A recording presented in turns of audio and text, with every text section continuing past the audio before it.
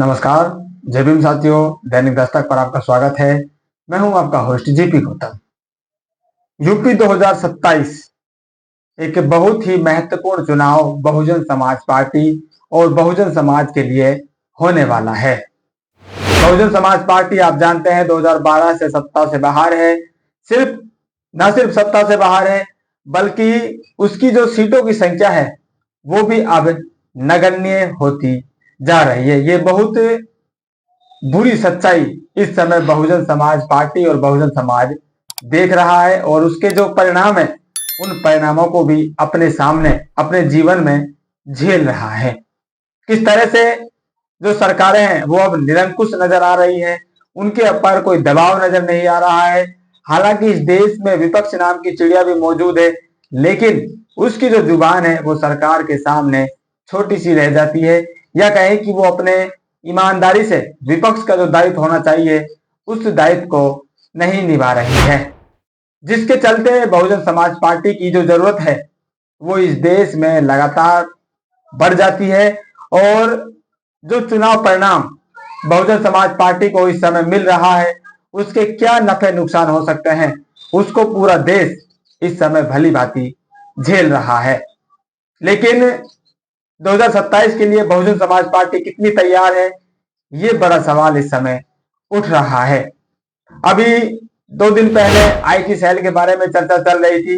Bahujan Samaj party किस तरह से इस आधुनिक युग में अपने पुरानी रणनीतियों पर ही काम कर रही है, उसी मजबूत किले को और मजबूत बनाने पर लगी हुई है। और आधुनिक युग में, इस डिजिटल युग में जब लड़ाई पूरी तरह से ऑनलाइन हो चुकी है, उस समय भी बहुजन समाज पार्टी अपनी पुरानी रणनीति यानी कि बूथ को मजबूत करने में क्यों लगी हुई है, इसके बारे में आपको थोड़ी सी बात बताएंगे। ये फोटो आपकी स्क्रीन पर देखिए, ये है प्रोफेसर इंदु चौधरी। इंग्लिश की वो प्रोफेसर हैं, लोकसभा प्रत्याशी बहुजन समाज पार्टी की रह चुकी हैं और इस समय गांव की गलियों में जाकर, जहां पर ढंग से बैठने के लिए भी जगह नहीं है, वहां पर जाकर संगठन को तैयार करने में जुटी हुई है। सिर्फ एक फोटो मत देखिए, आगे आप देखिए किस तरह से एक एक घर में जाकर जो बूथ की कमेटियां हैं उनको तैयार करने के लिए प्रोफेसर इंदु चौधरी ने अपनी जो पूरा समय है वो इस समय दिया हुआ है। आप देख सकते हैं किस तरह से गांव के बाहर या किसी घर के आंगन में जो जगह मिलती है वहीं पर ही बैठकर जो बूथ कमेटियां हैं उनको तैयार करने का काम किया जा रहा है और करवाया जा रहा है। जब लड़ाई मोबाइल फोन पर आ चुकी है तो उस समय बहुजन समाज पार्टी गांव गांव जाकर धक्के क्यों खा रही है, ये बड़ा सवाल बहुजन समाज के जो युवा समर्थक हैं, जिन्होंने बहुजन समाज पार्टी को मोबाइल फोन के जरिए ही जाना है, देखा है, उन लोगों के मन में ये बड़ा सवाल इस समय उठ रहा है। तो जब आप इस सवाल की साथियों पड़ताल करेंगे, थोड़ा सा ठंडे दिमाग से सोचेंगे, आपको पता चलेगा कि जो वोट है वो वोट मोबाइल फोन में नहीं रहता है, वो आपका जो वोट है वो गांव की गलियों में बसा हुआ है। बहुजन समाज पार्टी ने जब से अपनी राजनीति तैयार की है और मजबूत की है, तब तक बहुजन समाज पार्टी ने बूथ स्तर से अपनी जो लड़ाई है उसको उठाने का काम किया है। बूथ स्तर की जो कमेटियां हैं वो अगर आपकी मजबूत हैं, इसका मतलब यह है कि आपका संगठन पूरी तरह से ग्राउंड लेवल पर लड़ाई लड़ने के लिए तैयार है।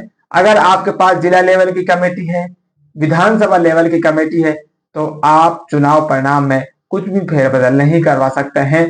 लेकिन आपके पास बूथ स्तर पर कमेटियां तैयार हैं, चाहे आपके पास जिला अध्यक्ष ना हो, चाहे आपके पास विधानसभा अध्यक्ष ना हो, फिर भी आप चुनाव परिणाम में बेहतर रिजल्ट ला सकते हैं।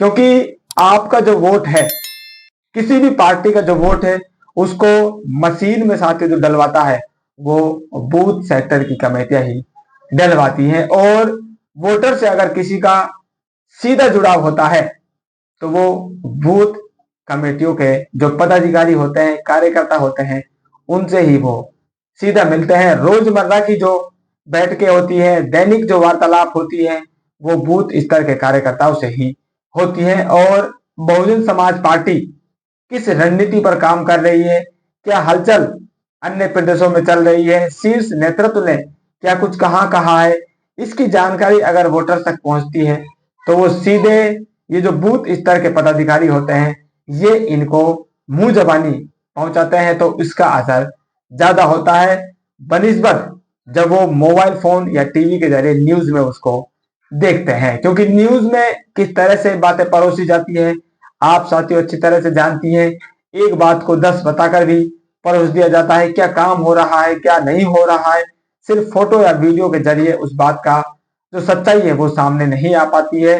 लेकिन जब एक कार्यकर्ता जो उससे डेली मिल रहा है, उसके हालचाल पूछ रहा है, उसके परिवार की हालत जान रहा है, तब वो मिलता है, तब वो उससे मिलकर बातें करता है, तो इसका असर ज्यादा होता है। और बहुजन समाज पार्टी अपनी इसी पुरानी रणनीति पर अब पूरी तरह से जुटी हुई है। आप देख रहे हैं कि ये तो प्रोफेसर इंदु चौधरी का मैंने आपको एक उदाहरण दिया है।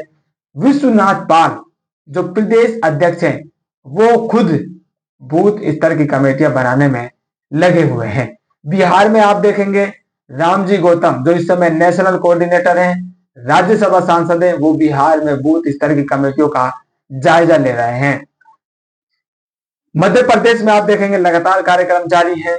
राजस्थान में आप देखेंगे कि जो प्रदेश अध्यक्ष और प्रदेश प्रभारी हैं वो गांव स्तरीय बैठकें कर रहे हैं। तो बहुजन समाज पार्टी का इस समय जो जोर है वो जोर अपने वोटर्स तक पहुंचने पर है, जहां उसका वोटर निवास करता है। उसको शहरों से और बड़े बड़े जो जिला हैं उन मठाधियों से उसका लेना देना अब नहीं है। वो सीधा संपर्क अपने आम वोटर से और समर्थकों से करने जा रहे हैं, ताकि जो गैप की बात कही जा रही है, लगातार इस बात को उठाया जाता है कि बहुजन समाज पार्टी के कार्यकर्ता यानी कि और जो शीर्ष नेतृत्व है उनके बीच में जो गैप है वो काफी बढ़ गया है। इस गैप को कम करने के लिए बहुजन समाज पार्टी का जो शीर्ष नेतृत्व है वो खुद बूथ स्तर तक जा रहा है। और बूथ स्तर के नीचे राजनीति नहीं होती है। बूथ स्तर जो सबसे पहली सीढ़ी है राजनीति की वो साथी वहां से शुरू होती है और वहां पर बहुजन समाज पार्टी अब अपनी उपस्थिति बड़ी मजबूती से दर्ज करवा रही है। और यही रणनीति इस डिजिटल युग में बहुजन समाज पार्टी को 2027 में यूपी की सत्ता का किंग बनाने वाली है। इस बात पर लगातार अब जोर दिया जा रहा है। टीवी में और सोशल मीडिया पर इसके बारे में दबी दुबान में चर्चा होने लगी है कि कई बहुजन समाज पार्टी ये आईटी सेल, ये डिजिटल युग और एडवर्टाइजमेंट को छोड़कर क्यों गांव गांव जा रही है, चुपचाप अपने संगठन को मजबूत करने में लगी हुई है। इससे अब जो विपक्षी दल है उनमें बौखलाहट देखी जा रही है।